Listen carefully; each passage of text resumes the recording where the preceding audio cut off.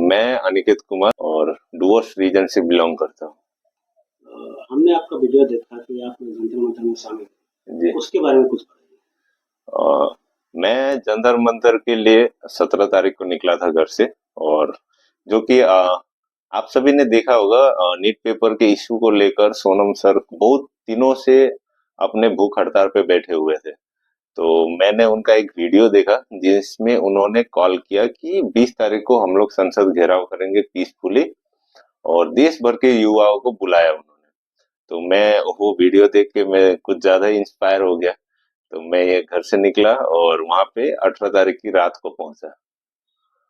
और मैंने वहां पे 19 तारीख को एक दिन का हंगर स्ट्राइक भी रखा, जो कि जब तक मैं वहां पे पहुंचा सोनम सर को पुलिस द्वारा उठा के ले जाया गया। तो उसके बाद 19 तारीख से वहां पे अलग ही भीड़ देखने को मिली। लोगों का जो मतलब जो लोग नहीं आने वाले थे वो लोग भी गए जंतर मंतर में पीसफुल प्रोटेस्ट के लिए। और 20 तारीख को जो हुआ आप सभी ने देख ही लिया।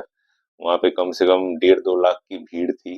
जो क्रांतिकारी युवा थे वो सरकार से सवाल करने वहां पे पहुंचे थे। तो वो पहुंचने के बाद नॉर्मली चल रहा था। 12:30 के आसपास पुलिस द्वारा पहली बार लाठीचार्ज हुआ। और मतलब आपका टीयर गैस चलना शुरू हुआ। तो उसके बाद सब कोई इधर उधर हो गए भीड़। तो अ, मतलब पीसफुली सब कोई पीसफुल माइंड से ही गए थे। हम लोगों के पास उस तरह का कोई इक्विपमेंट नहीं था कि हम लोग टीयर गैस से बच जाए या फिर लाठी से बच जाए। लेकिन पुलिस के द्वारा जो बर्बरता दिखाई गई दिल्ली पुलिस के द्वारा, और साथ ही पुलिस थे या फिर वो लोग कौन थे पता नहीं, विदाउट यूनिफॉर्म। हमारे डुअर्स के हिसाब से कौन एरिया के गए थे? आपके साथ कोई गया था क्या इस प्रकार का अ, मैं तो डुवर्स से मतलब फर्स्ट दिन मैं 17 को अकेले ही निकला था। और उसके बाद नागराकाटा से एक भाई है मनोज उरांव बोल के, वो भाई ये आए 18 तारीख को। उन्होंने 20 तारीख का प्रोटेस्ट को ज्वाइन किया।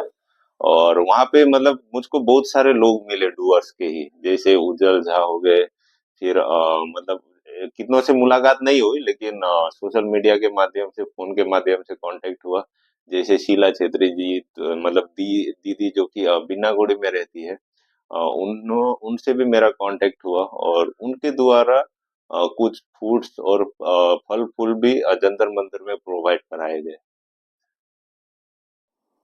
आप डुअर्स से गए थे? अच्छा लगा हमें जानकर। साथ ही हम बताना चाहेंगे कि आपसे डुअर्स के लोगों के लिए इसमें आपत्ति कौन सी बात होगी या क्या प्रभाव पड़ेगा इनसे जो पेपर लीक हुआ, नीट पेपर लीक के कारण डुअर्स में क्या प्रभाव पड़ सकता है इसके बारे में? जैसे पेपर लीक का वो मुद्दा तो बहुत ही पुराना था, और लोगों ने इसको सिर्फ स्टूडेंट के साथ जोड़ के देखा। लेकिन मेरे पॉइंट ऑफ व्यू से मैं इसको सिर्फ स्टूडेंट का मुद्दा नहीं मानता हूँ। क्योंकि जस्ट फॉर एग्जांपल हम लोग डुवर्स रीजन में रहते हैं, और मेरे क्षेत्र का सबसे प्रसिद्ध हॉस्पिटल है माल बाजार सुपर स्पेशलिटी हॉस्पिटल।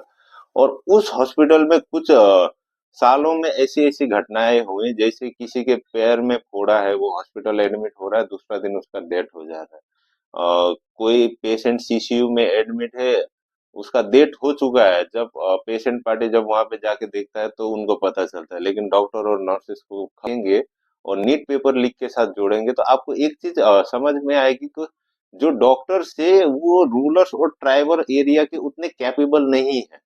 और अगर इस चीज को आप देखेंगे तो हम लोगों को लगता है जैसे कोई भी पेपर लीक होता है तो कहीं ना कहीं मिनिस्ट्री का हाथ होता है, मिनिस्ट्री के पार्टी फंड में पैसा जाता है।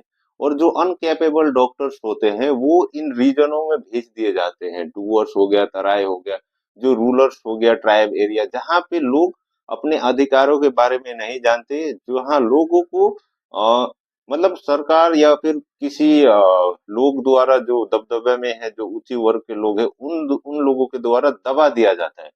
तो और डुअर्स आप पहले लाल किला से धर्मराज हिसाब से गए थे, तो हाँ, आपको वहाँ का अनुभव कैसा लगा? दिल्ली पुलिस और वहाँ का जंतर मंतर में जो शामिल थे, उसके बारे में कुछ देखिए अनुभव तो अब क्या बोले वहां पे। अब 20 तारीख को तो थोड़ा डर का माहौल था। और हम लोग वहां पे 8-9 बजे के आसपास फिर जंतर मंतर से निकले। और 21 तारीख को मैंने सोचा था कि सभी कोई लाठी खाए हैं, टीयर गैस खाए हैं, पुलिस की बर्बरता को सहा है, तो 21 तारीख को मे भी लोग नहीं आएंगे, खाली हो जाएगा जंतर मंतर, उस तरह का मेरा मतलब खुद का आभास था। लेकिन जब मैं वहां पे गया तो लोग अ, और भी ज्यादा उस पीसफुल प्रोटेस्ट में भाग लेने लगे। और 21 तारीख के बाद हम लोगों ने देखा देश की यूनिटी को, एकता को, और जंतर मंतर ने ये साबित कर दिया कि आज भी देश विभिन्नताओं में एकता के रूप में प्रस्तुत किया जा सकता है। लोगों के अंदर जो अलग अलग जाति, अलग धर्म, अलग समाज से उठे हुए लोग, लेकिन जब देश की बात आती है तो सभी कोई यूनाइटेड हो जाते हैं। देश के लोगों की बात आती है तो सभी कोई एकजुट होके एक साथ आवाज उठाते हैं। जंतर मंतर के बाद आप वापस जब घर आए, क्या आपको राजनीतिक दबाव मिला या कुछ अलग आपके दोस्त में कुछ अलग से बात हुआ? देखिए, इसका जवाब मैं डायरेक्टली तो किसी पॉलिटिकल पार्टी ने ओपनली अभी तक मुझको उस तरह का प्रेशराइज नहीं किया। लेकिन कुछ सपोर्टर्स है उन पॉलिटिकल पार्टी के, उनको थोड़ा चीज खराब लगा, लेकिन उससे ज्यादा पॉजिटिव रिएक्शन देखने को मिला मुझको। बहुत सारे लोगों ने इस चीज के लिए प्राउड फील कराया मुझको, तो बहुत ही अच्छा लगा। और जब भी इस तरह की देश में जब शांतिपूर्ण प्रोटेस्ट की बात होगी तो हम सभी को ये आवाज उठाएंगे पीसफुल तरीके से। और मतलब उस तरह का ओपनली कोई पॉलिटिकल पार्टी ने अभी तक अ, उस तरह का दबाव नहीं दिया है, ना ही कोई पुलिस प्रशासन के द्वारा ओपनली दबाव मिला है। हमारे चैनल के माध्यम से आपको बहुत-बहुत धन्यवाद। थैंक यू, आप भी आए उसके लिए बहुत बहुत धन्यवाद।